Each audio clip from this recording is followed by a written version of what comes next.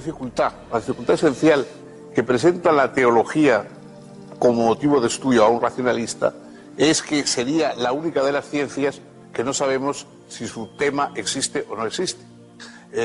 Naturalmente, para Santo Tomás de Aquino estaba fuera de toda duda la existencia de Dios, pero comprendía racionalmente que esta duda podía plantearse a alguien que no tuviera la fe. Entonces él distingue, por un lado, lo que aporta la fe y una creencia no discutida en Dios. Pero en cuanto se pone a actuar como filósofo, aun dentro de su teología, comprende la objeción de los que pueden poner en duda la existencia de Dios. Y hizo esfuerzos realmente extraordinarios por probar la existencia de Dios.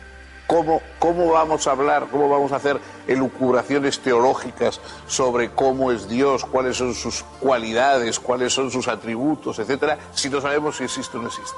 Previamente a todo lo demás, hace falta establecer la existencia de Dios. Y una de las piezas más conocidas de la inmensa obra de Santo Tomás son las 5 vías, las 5 pruebas de la existencia de Dios.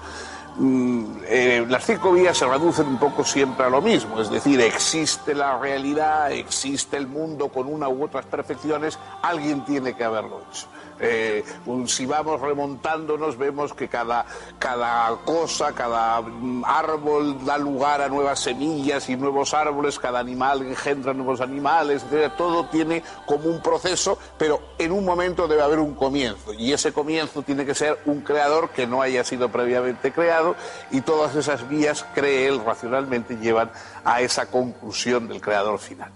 Bueno, en su momento esto fue, ya era audaz el querer probar la existencia de Dios, puesto que de alguna manera aceptaba que hubiera quien dudase de ella, de modo que no hay que quitarle importancia a la audacia de alguien que decide probar la existencia de Dios por si acaso es necesario.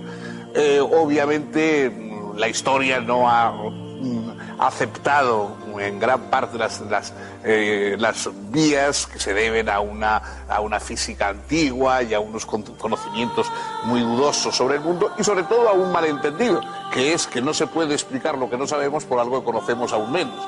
Es decir, conocemos poco del origen del universo, pero nada de Dios, y por lo tanto decir que Dios explica el origen del universo, se sigue una pregunta inmediata: ¿y quién explica a Dios?, ¿no? Este sería el final de la cuestión, pero naturalmente ni Santo Tomás ni su tiempo permitían llegar tan lejos.